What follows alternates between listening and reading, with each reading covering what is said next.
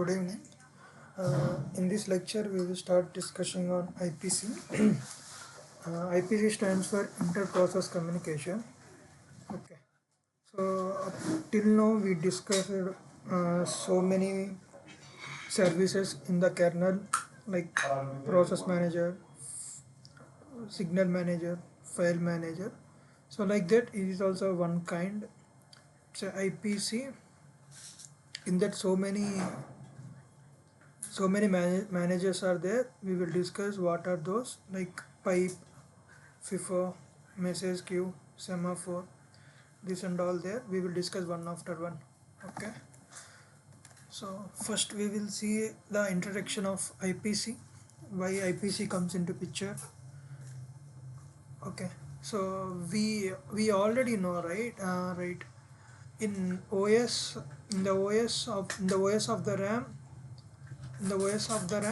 there are multiple process. We already know, and we know what is process. What is process? A process, a process nothing but a program. In it, a program is in executing state. Okay, a program which is in executing state is called process. We already discussed this one. Okay, now coming to this explanation, we already know in the RAM multiple processes are there. Let's say processor A, process B, process C. Okay, and we know these all processes are executing concurrently. So now if this process A wants to communicate to B, if this process A wants to communicate to B or C, what will happen? There is no that kind of mechanism, right? Like if process A wants to access the memory of C, what will happen? Segmentation fault will come.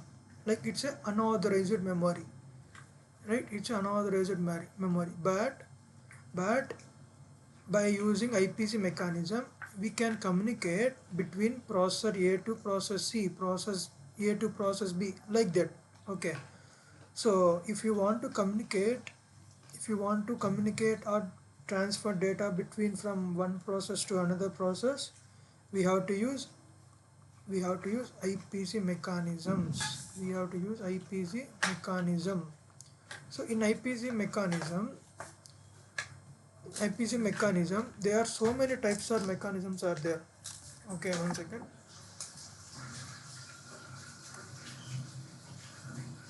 Give me a second. One is pipe. Second one is FIFO. Third, message queue.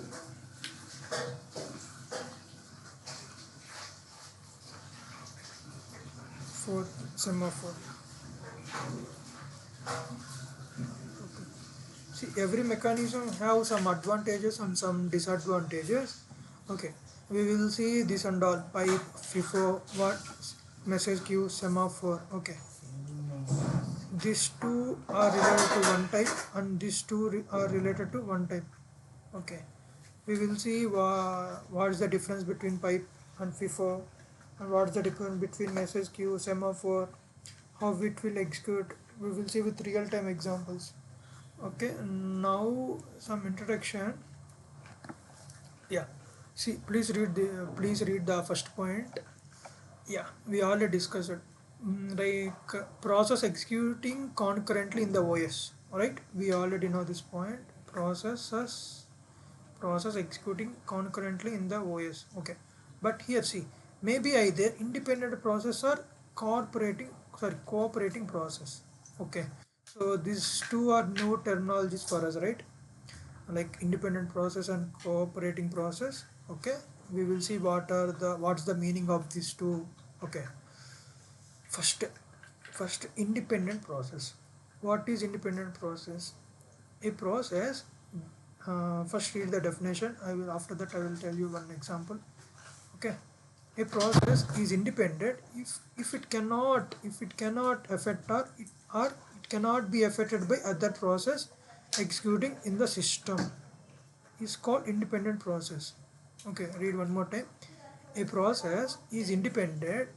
A process independent if it cannot affected or it can be or it cannot be affected by other process executing in the system is called independent process.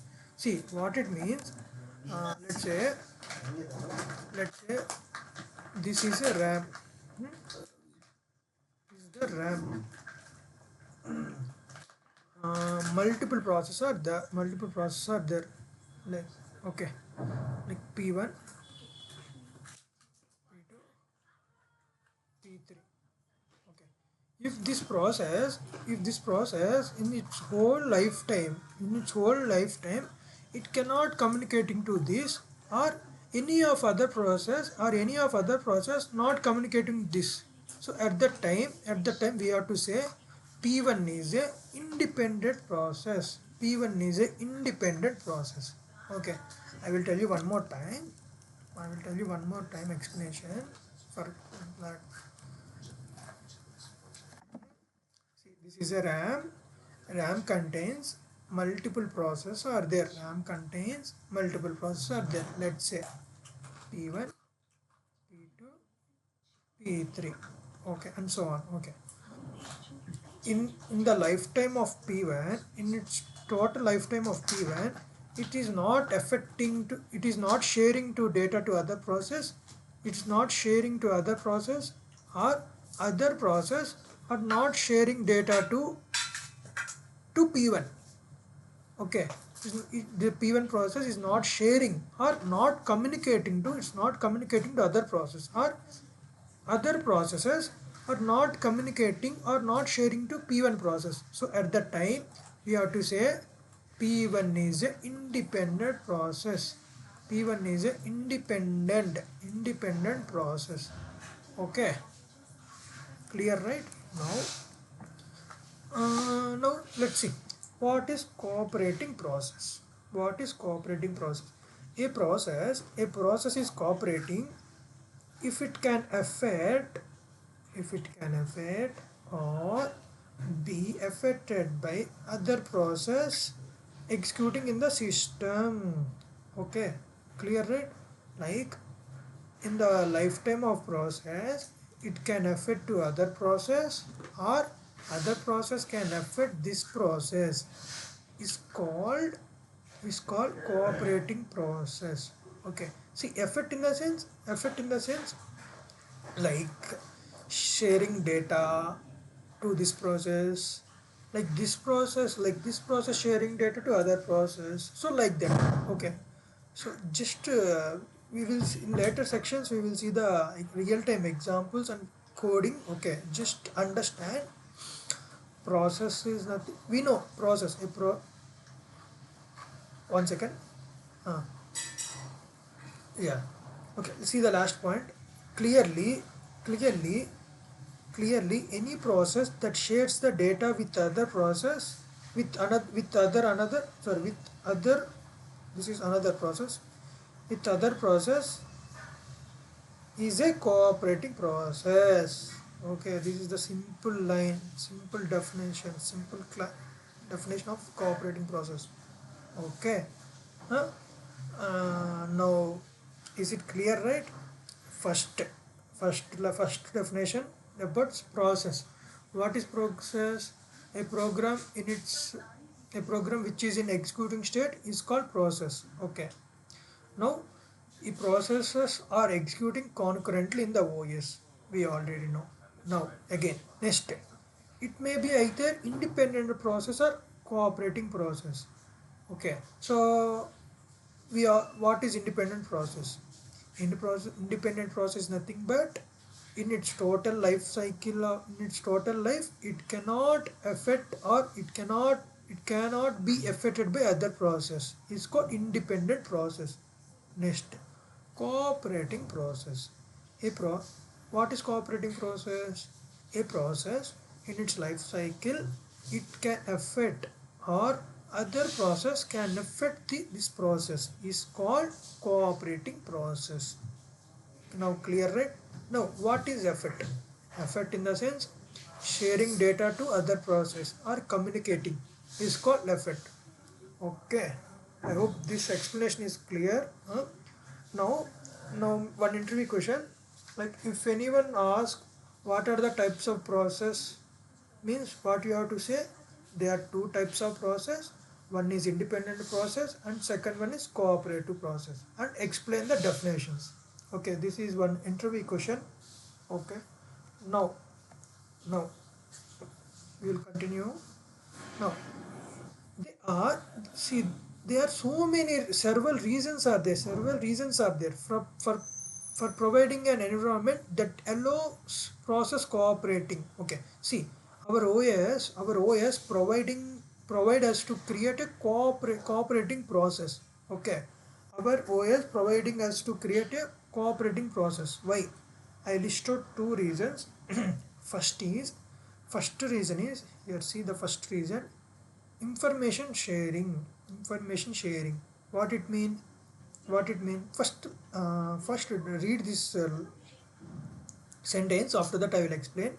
Since several users may be interested in the same piece of information, since several users may be interested in the same piece of information. Okay, so you must provide an environment, like you must create an environment that allow concurrent access. Okay, concurrent access to such information. Okay. Huh? See, I will explain with real-time example. Huh? 1 second. Let's say 1 second. Real-time example. Okay, 1 second.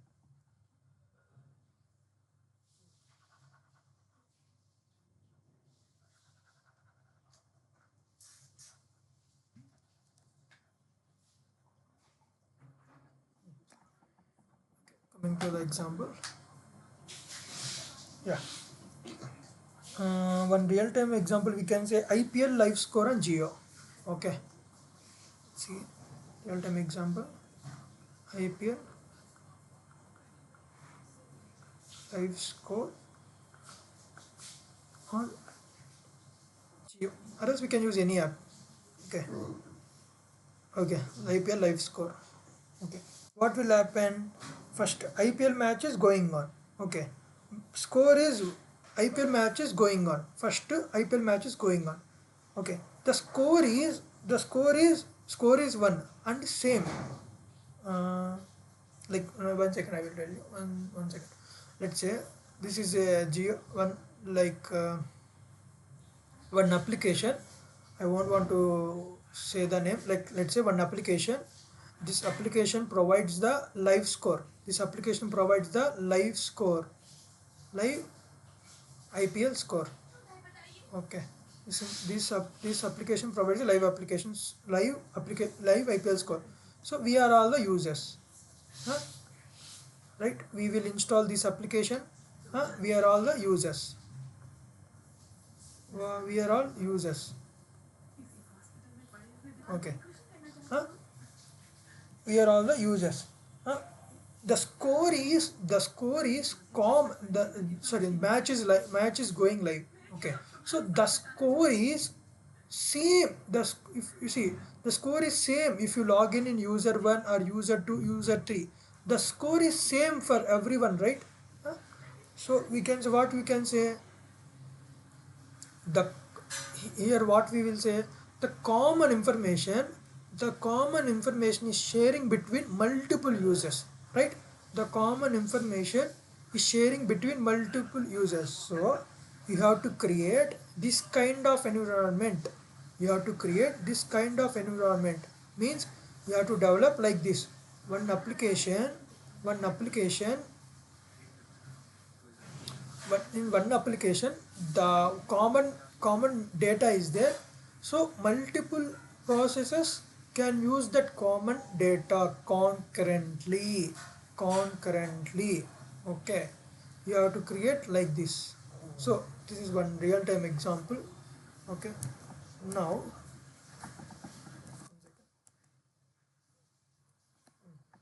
next, one more reason, like this is real time example, right? This live score and all we have to see If multiple users are there, if for all users the score is same, right? The score is same, right? And if anything change in score, so all user will get the new updated score, right? So this works because of cooperating process. This works because of cooperating process. Okay, next, computation speed up. Like, see this one, if you want a particular task to run faster, okay, you are developing a application, that application has to run faster. What you have to do, you have to create that application into subtasks. You have to create that application into subtasks and assign each subtask to one process, and each subtask to one process. Then what will happen? So all processes will run concurrently. So we can achieve the speed, right? Huh? One more here I will explain.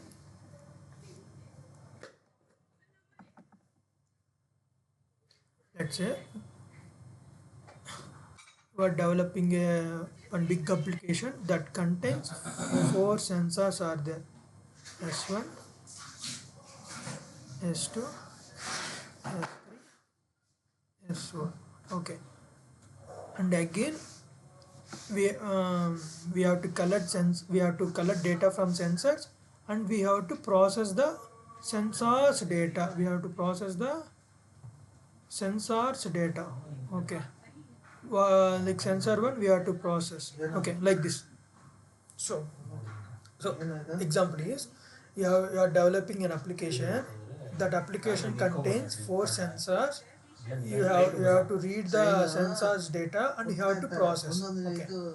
Now, if only one processor is there, huh, what will happen? First? It will read the sensor data of S1, S2, S3, S4. Okay, after collecting all four, it has to process. Okay, so instead of this, if you create if you cre- if you use if you implement a if you one second if you create a subtask like S1 is one task, S2 one task, S3 one task, S4, and you have to assign one process for S1, one process for P2, one process for P3, one process for P4. What will happen? This all process we already know. This all process will run concurrently, like parallelly. So the overall project, this is the overall project. What will happen? Speed up, right? Execution is increased, right? Previously only one processor is there. It has to execute. It has to read all four sensors data. Huh? Now four processors are there. Four process. Each process has to read each sensor data. So now speed is increased, right? Huh? So, and after reading this one, we have to process the sensor data. So for that also we have to create subtasks and we have to assign. Okay, so this is a cooperating process. Okay, now, and see this point, cooperating process requires an IPC, inter-process communication. This cooperating process are there na? This cooperating process, you got it right? What is cooperating process?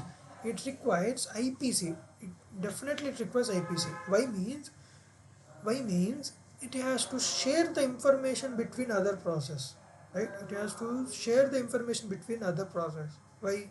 To speed up the execution, to get the modularity, so like that. So so here so we have to use some kind of IPC mechanisms. So we have so many IPC mechanisms are there: pipe, FIFO, message queue, semaphore. Okay, we will start discussing one of the mechanism now. Huh? I hope you clear about introduction and reasons why we are using cooperating. Huh? No.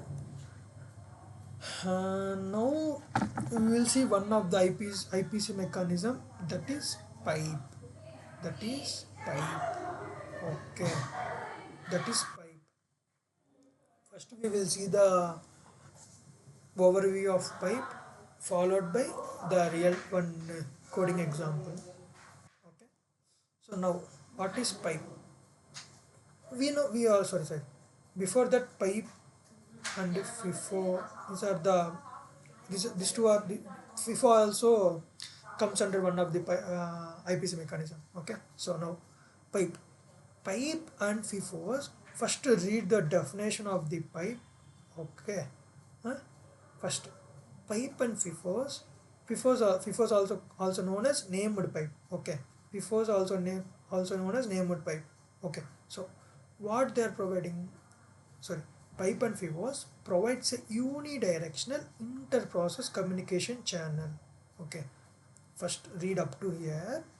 Pipe and FIFOs provides a unidirectional inter-process communication channel. Huh? So what is unidirectional? Let's say is a pipe.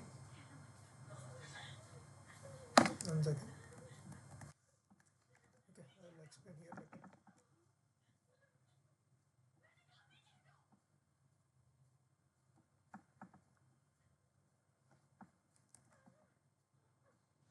Okay. Firstly, pipe and FIFOs provides a unidirectional inter-process communication channel, and a pipe has a read and write end. Okay, a pipe have two ends. A pipe have two ends. Okay, what are the two ends? One is read end and second is write end. Sorry, second is write end. Okay, so write end data, we have to write end is used for to write the to write the data into the pipe, and read end is used for to read the data from the pipe. Okay. Huh? Let's say I will explain here. Pipe first. First, what is this? Pipe provides a unidirectional provides a unidirectional inter-process communication. Okay, unidirectional is nothing but only one directional. It is only one directional. Huh? Unidirection means only one way. Huh? Unidirection. And uh, first line is that one. Pipe provides a unidirectional inter-process communication channel. Okay, we got it. You got it right. What is unidirectional? Next, a pipe have two ends. Let's say a pipe have two ends. Here one end, here two ends. Okay. Now, what is the purpose of two ends? One end is right purpose, right end. Huh? Second one is read end. Second one is read end. Okay. Now, right hand is used for right hand is used for to write the data into the pipe. To write the data into the pipe. Okay. Read hand is used for to read the data from the pipe. To read the data from the pipe. Okay. So this is called pipe definition. Uh, I hope I hope this is clear. See, let's say, and one more thing, if you want to go in depth about to overview, just to type man7pipe, sorry, just run this command man7pipe, you will get the overview of pipe. Okay. Now what I am going to tell is, what I want to tell is, pipe, sorry, this pipe is used for only relative process. It is used for only relative process. Relative process is nothing but, let's say, this is a y, this is y plus 1, this is y plus 2.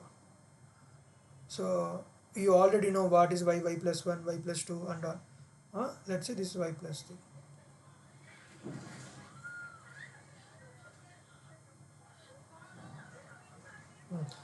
See, this pipe is used in only relative process. In the sense, if if one second, if this y process wants to communicate to this y plus 2, or this y plus 1 wants to communicate to y, so like that. So this all are, y plus 1, y plus 2, y plus 3, this all are parent process is only one, the parent process is only one, that is called y. So this IPC, this pipe is used for only, this IPC is used for only relate to process communication. Okay. Huh? Now, what again I am telling, what is the what is the purpose of using pipe? What is the purpose of using pipe? Huh? The purpose is to send data, between one process to another process, and those process are, those process are related process only. Okay. Huh? Pipe. And coming to next, pipe have two ends. What are two ends? One is read end and second one is write end. What is the use of right end? Huh? Right end is used for write the data into the pipe, and read end is used for read the data to the end. Okay. Huh? Let's say now we will see the task. Let's see the task here. Parent process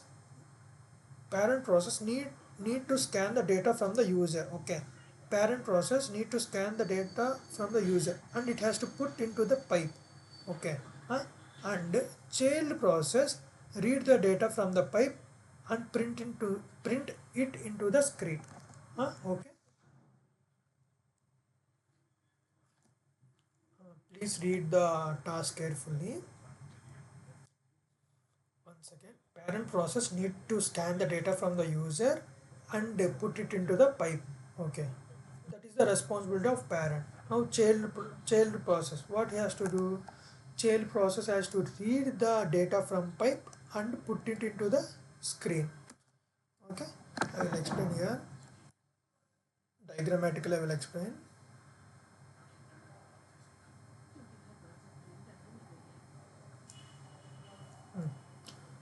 Parent process is there, is nothing but y. Child process y plus 1. Parent, this, let's say in between, one second. Parent process wants to send data to child process. For that we are using pipe mechanism. Okay. Now coming to the task. The parent process has to read the data, from keyboard, and put it into this pipe. Okay, now next, child responsibility. Child has to read the data from the pipe. And put it on the screen. Okay, this is clear, right? The task what we are going to do. Okay, so before okay, now this is the communication channel, right? This is a communication channel between the parent process and child process. Okay, so with respect to real time, with respect to microcontrollers, I will tell you an example. Like, let's say you have one microcontroller, and one GPS sensor is there. Huh? GPS sensor is there. How to read this data from this GPS sensor? By using UART. So you already know what is UART. Okay. So here in this scenario, one second, in this scenario, how, like, UART act as a communication channel between microcontroller and GPS, right? Right? With respect to microcontroller scenario. So like that, with respect to OS, this pipe act as a communication channel. This pipe act as a communication between the processors. I think, is it clear, right? Now, how to create how to create the communication channel, how to create pipe, how to create pipe. Till now we will discuss the theoretically.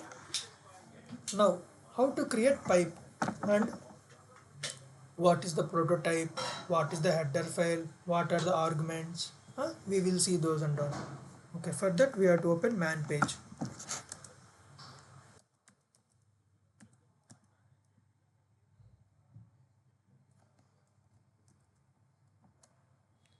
Man to pipe,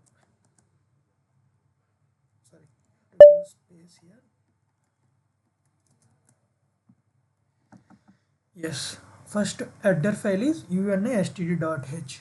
Okay, now pipe, like there is a two functions are there. There are two functions are there to create a pipe. One is pipe and second one is pipe 2. Okay. Um, for now we will go with the pipe function. Pipe, sorry, it's not a function. It's a system call. We already know, right? It's a pipe man to pipe. It's a system call. Okay. So for now we will go with the pipe system call. In next lecture, I will discuss about pipe 2 and what's the difference between pipe and pipe 2. Okay, now what is the return type? Return type of this function is int. Okay, now what are the arguments we have to pass? See, I think this is very new type of argument we have to pass. I think, like, what the argument is, what is the argument type. First see what the argument type is, integer. Okay, what the argument type is, integer. But see here, we have to pass a integer array of size to address, integer array of sorry, first see this pipe fd. What is that? This is the array. This is the array of which type? Integer type, right? What is the size? 2. Okay, so now what we have to do is, for pipe function we have to pass address of array of integer size of 2. Okay, so one second, I will tell you, I will show you one example. Let's say if prototype is, one second, if prototype is,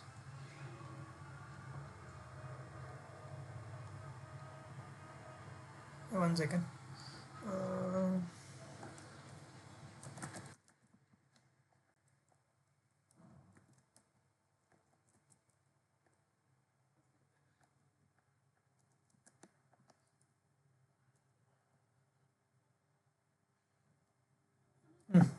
let's say now prototype is int abc int type. So like that is there. So what is the return type? Integer is the return type. And what you have to pass? Integer pointer address, right? Now what's the return now what is there? Int pipe, int p, like let's say what they took, pipe is a variable name, we can say, let's say p of 2. This is there. So what, so this is the prototype. What we have to pass? We have to pass array, integer array of size to address. Okay, I think if you see the code you will get understand. Okay,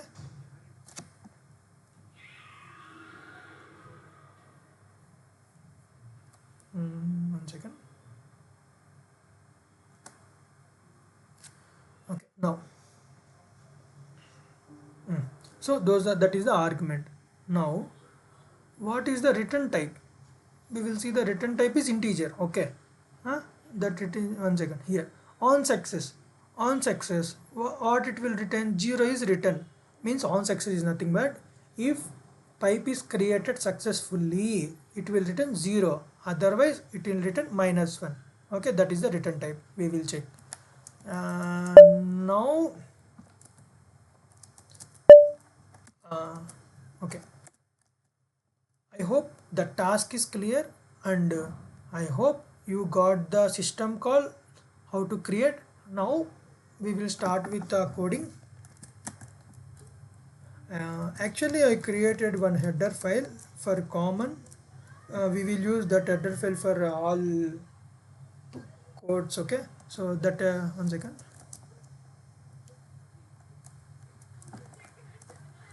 No need to include every file.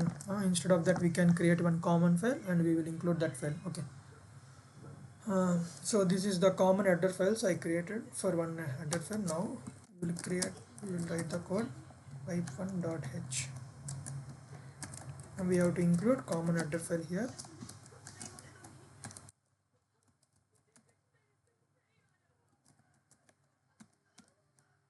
Now void main int p of 2. Okay. Now I am creating pipe. What we have to pass? We have to pass an integer array of size 2, that is called p. Now that return type is storing into R. Now I am checking return type. If R not equals to 0 means if pipe is unable to create a pipe, sorry, if unable to create a pipe, what we have to do, we have to write printf statement like pipe is not created, pipe is not created, and we will return the from this code.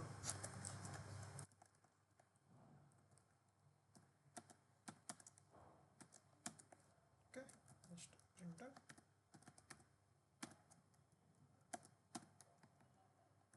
pipe created or else.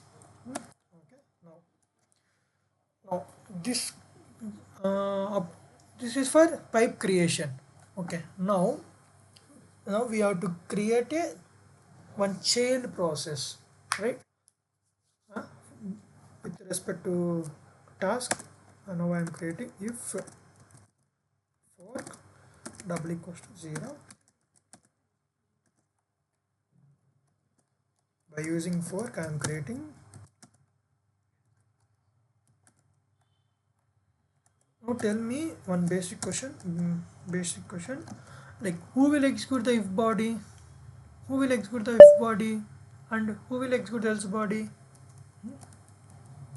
We already know, right? If body is executed by child. Why means in fork system call, in fork will return 0 in child process. Okay, so that's the condition we written, right? Fork double equals to 0. So the if body is executed by child. Next else part will execute by parent. Now clear, right? Now what's the parent task? See, what's the parent task? Parent process need to scan the data from user and put it into the pipe. We will write. Okay, so it has to scan data uh, from user, sorry, from keyboard.user. So that's why I'm creating one character array, and I'm writing one printf statement like I am asking enter the data.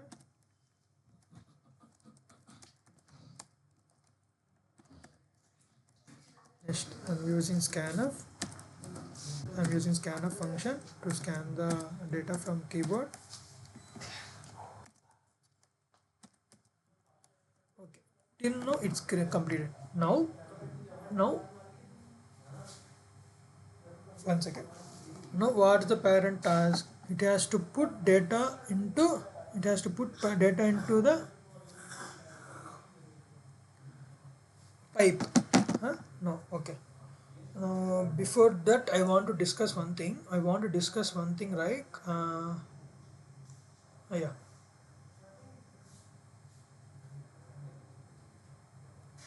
I want to discuss.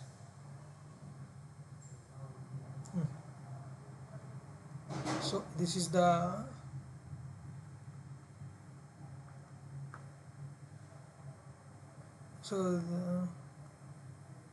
one second. This is the prototype. So this is the prototype. Okay, so here P, so here P, what is the P? P is a array of size 2. So what is that? What are those elements? P of 0 and P of 1, right? Now, now, now we already discussed, right? Pipe has two ends, huh? Right? One is read end, one is write one. Okay. Now this P of 1 is there, right? This P of 1 refers to right end. P of 1 refers to right end. Okay. And this P of 0 comes for read end. Huh? Okay. Now in the code, this is clear, right? Huh? We are passing array of pointer array, sorry, integer array, the size 2. That first element refers to P of 0 refers to read end, and P of 1 refers to write end. Okay. So now we have to pass like that only. So for write function, you already know what is the write function, what are the arguments. So I'm not explaining those things. For write function, we have to pass three arguments. One is file descriptor. Next, next two argument is data. Next, size of that data. Okay. You already know this thing. Okay. Now, so this is completed. Parent task is completed. See, parent task is to scan the data, and it has to write data into the pipe. Okay. For that one, see, P is a pipe, right? So that's why we have to pass pipe descriptor here, first argument. Second one is data. Third argument is size of data. Right. Now, now child task. Child task is it has to read the data from the pipe. So it's like read in the sense we have to use normal read function, write function. That's it's enough. Okay. Next, read. Which descriptor we have to use? P of 1 descriptor. P of 0. Sorry, P of 0. Next, address we have to pass to store the read data. Next, size of as you have to tell read this many bytes. Next, after reading that one, what we have to do? We have to print on the console by using printf statement. Okay.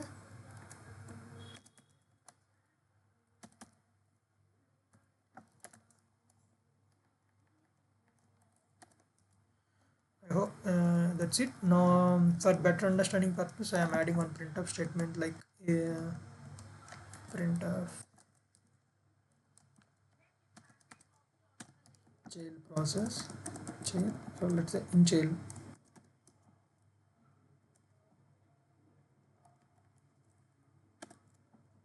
Like that in parent process also.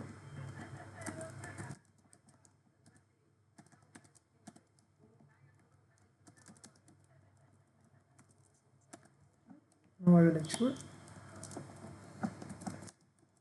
Let's see if any errors are there or not. Yeah.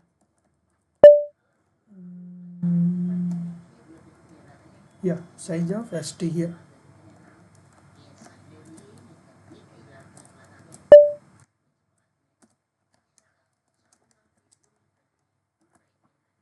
Now I'm executing.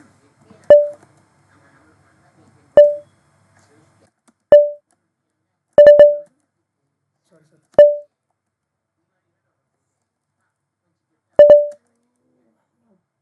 Okay.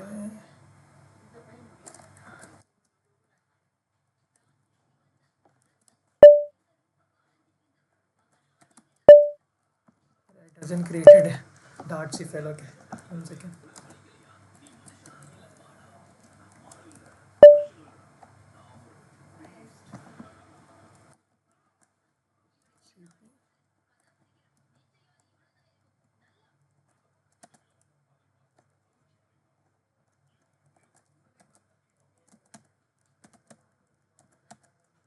Okay, clear.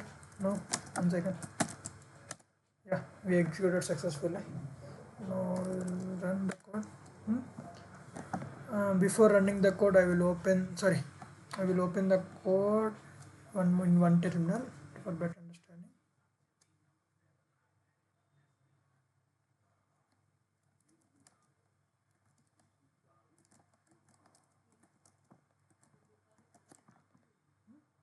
What we got, pipe is successfully created, so that's why we got pipe created. Next we next in fork function, if body, we got in child and in parent. Now parent is waiting for parent is waiting for to scan the data, right? Right. Now if you scan, or after that if you put that into pipe, the child has to read. Okay. Now one more thing I want to tell, if pipe is empty and you are trying to read that from if you are trying to read, so what will happen? uh, you ha- that read function will act as a blocking state. Okay, the read function will act as a blocking. It will block until the data has to come into the pipe. Okay, so I will explain in diagrammatic. Okay, this thing. Okay, now we have to pass some data like hello one. After that, here we are passing the data by using scanf and this print from child. Okay, I hope the task is clear. I will explain that thing one. Okay, this is the code. Now I will explain one disadvantage or anything future we have to say. Let's say this is a pipe.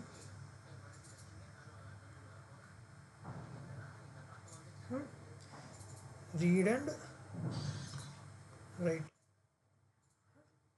See, in our example code, in our example task, see the child process is trying to read the pipe, right? Is trying to read the pipe, but pipe is empty. Pipe is empty. Okay, what will happen? The code is in this line is there now. So this line act as a blocking. This line act as a blocking until if you write data into the pipe by that is 33 line. Okay, that is 33 line. Okay, so until if you write the data into the pipe, the read is a blocking. And now one more thing. So one thing first, again I am telling first thing, if pipe is empty, if here I will write for clarity. If pipe is empty,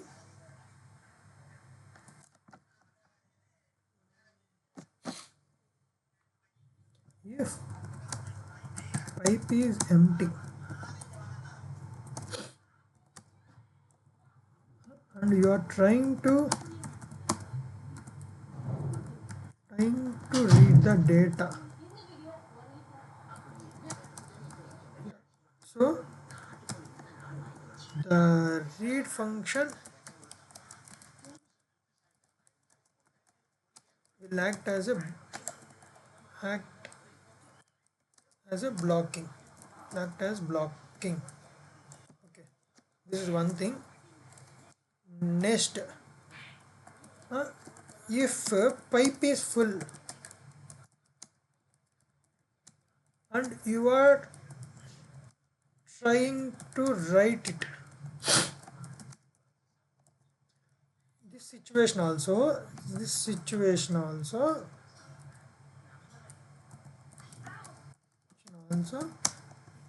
write function act as a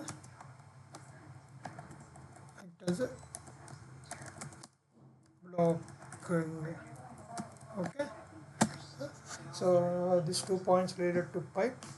Okay, so I hope you got it little bit idea about pipe.